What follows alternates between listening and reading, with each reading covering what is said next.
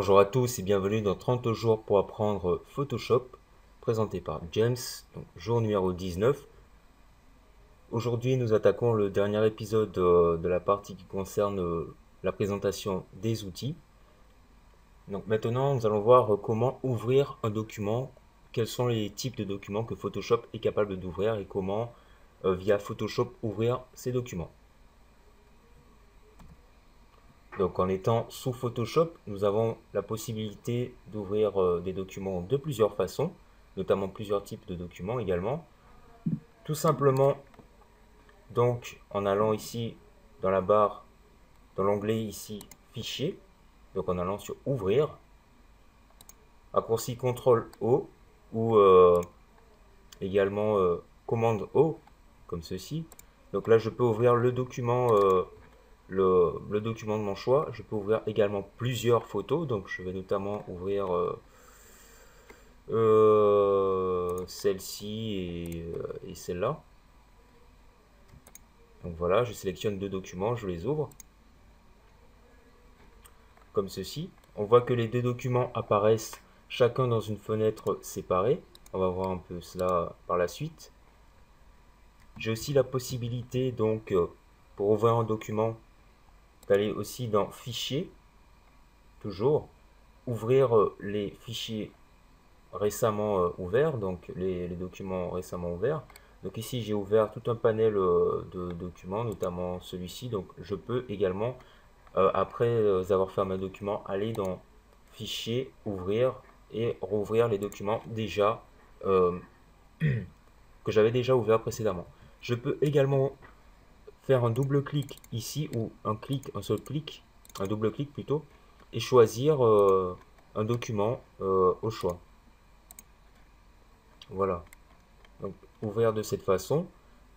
Aussi, ce que je peux faire, c'est aller directement dans l'Explorer Windows ou dans l'Explorer Mac et choisir une image. Donc par défaut, le format de fichier natif de Photoshop, c'est le PSD, ce qu'on peut voir. Donc tous les fichiers format PSD seront ouverts directement, devront être ouverts normalement directement via Photoshop, ce qu'on peut voir ici.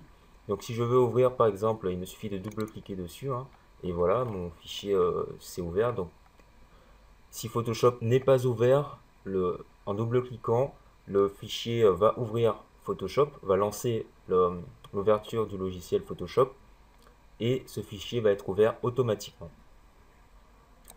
Je peux aussi donc ici via cet onglet donc ou en faisant donc via l'onglet ici ouvrir, choisir un programme qui va ouvrir l'image. Donc ici en l'occurrence je peux choisir Photoshop, donc ou faire un clic droit euh, ici et donc choisir ouvrir avec et choisir Photoshop comme ceci.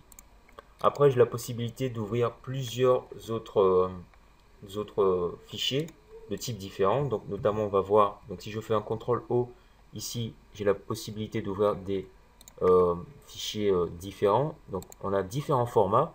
Format EPS, donc en général ce sont des formats vectoriels, donc AI, etc. Format vectoriel ici.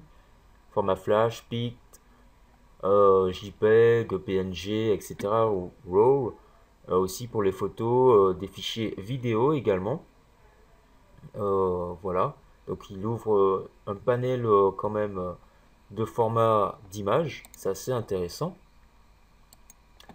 Aussi, ce que je peux faire, importer, donc notamment sur une image, je peux importer une autre image. Donc ça peut être intéressant si je veux faire un collage ou autre.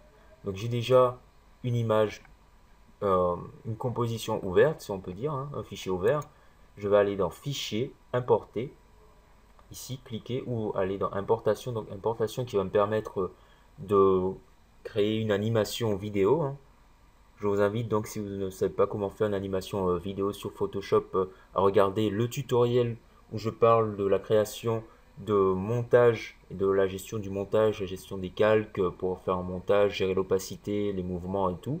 Je vous invite donc à chercher ceci sur ma chaîne dans la section formation Photoshop CS6. Voilà. Et donc en cliquant sur importer, ici je peux importer un fichier directement à mon image. Donc notamment ici on va prendre Nathalie.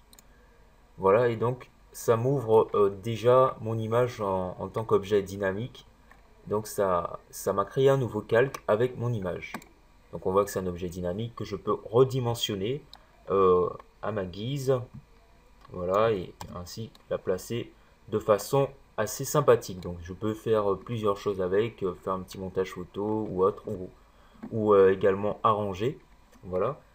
Et donc si j'ouvre encore une nouvelle image, donc notamment celle-ci, j'ai la possibilité de passer d'une image à l'autre grâce aux onglets qui apparaissent. Donc on peut ouvrir autant d'images que l'on veut. Après, pour changer, pour intervertir, il suffit juste de cliquer comme ceci sur la fenêtre. Ou pour utiliser un raccourci, on peut faire CTRL euh, tabulation ou pomme tabulation. Commande tabulation, pardon. Pomme. Enfin bon, voilà. Je suis pas un adepte de Mac, donc voilà. On a un outil assez intéressant donc, qui apparaît enfin différemment sous Photoshop CS6, c'est la gestion d'affichage enfin, de l'écran. Sur les versions antérieures notamment, je parle notamment de la version CS4, CS5. Pourquoi? Parce que ce sont des versions que j'ai utilisées, donc les versions outre que la CS4 et la CS5, je ne saurais pas vous dire plus. Je pense qu'il y a quand même des similarités, des similitudes plutôt. Voilà, donc on avait une petite barre ici qui permettait de changer le mode d'affichage. Et donc ce mode d'affichage, il apparaît ici, hein, j'ai envie de dire. Voilà, donc avec le raccourci F, on peut passer sur un mode d'affichage différent. Donc ici, il s'agit du mode plein écran avec les menus. On a aussi le mode plein écran sans les menus. Donc on a un message qui s'affiche, on peut cliquer ici, ne plus afficher. Voilà. Donc vous pouvez utiliser le raccourci F, le raccourci F pour intervertir ces différents modes d'affichage. Donc ce mode sans menu en fait est assez intéressant, assez sympa je trouve, hein. Sauf que bon, il n'y a pas le menu, c'est assez embêtant. On a ici notre palette, donc ça cache, ça masque notre palette assez tranquillement. On a ici la possibilité d'avoir le menu, donc les menus si on en a ajouté. Et ici notre barre d'outils qui apparaît. Donc c'est assez sympa. Intervertir avec, enfin changer de mode avec la touche F, c'est assez sympathique. On peut aussi donc décoller, enfin entre guillemets, mettre chaque image dans sa propre fenêtre, comme ceci. Donc si on veut travailler sur des images identiques, on peut les mettre les unes à côté des autres, comme ceci. Voilà, et regardez ce que ça donne. Prendre la fenêtre, l'insérer dans une autre fenêtre, comme ceci. Ensuite, agrandir et prendre la fenêtre globale qui englobe ces deux images et les remettre comme ceci à l'intérieur. Après donc, étant donné que les images étant les unes à côté des autres, par exemple, j'ai la possibilité de faire glisser cette image. Donc on voit tout de suite que en sélectionnant cette image, j'ai tout de suite dans mon panneau calque la sélection de cette fenêtre et non pas celle-ci. Donc faire glisser ici, donc en effectuant un cliquer glisser, hein, juste comme ceci, faire glisser mon image qui apparaît ici. Donc j'ai un nouveau calque qui est créé donc avec une copie identique de cette image. Donc je peux également aussi aller dans édition. Donc ici notamment je débloque le calque. Je vais dans édition. On sélectionne déjà tout. Voilà. Édition copier. Allez ici et coller. Donc si je masque cette partie et coller ici mon calque comme ceci. Voilà.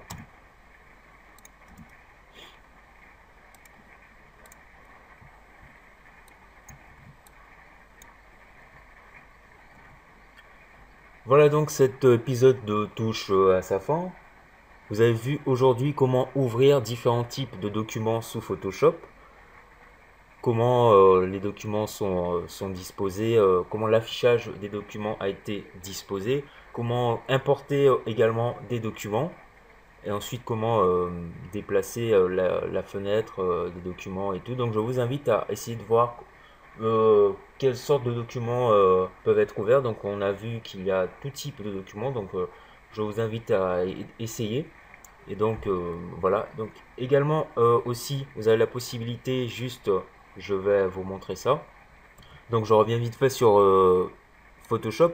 On a la possibilité également en fait de sélectionner un ou plusieurs documents et de le faire glisser directement comme ceci et il va s'ouvrir tout de suite dans Photoshop.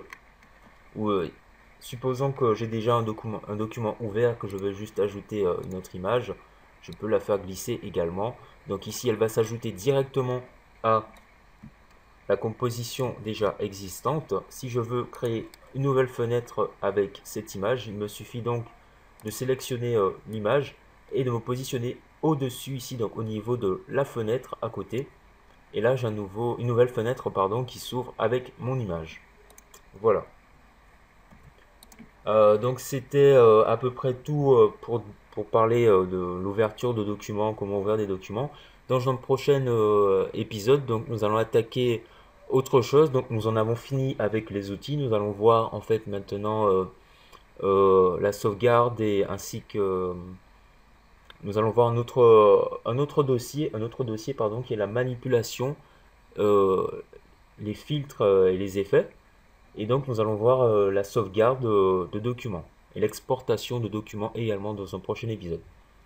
Donc restez connectés. Merci d'avoir regardé et peace out.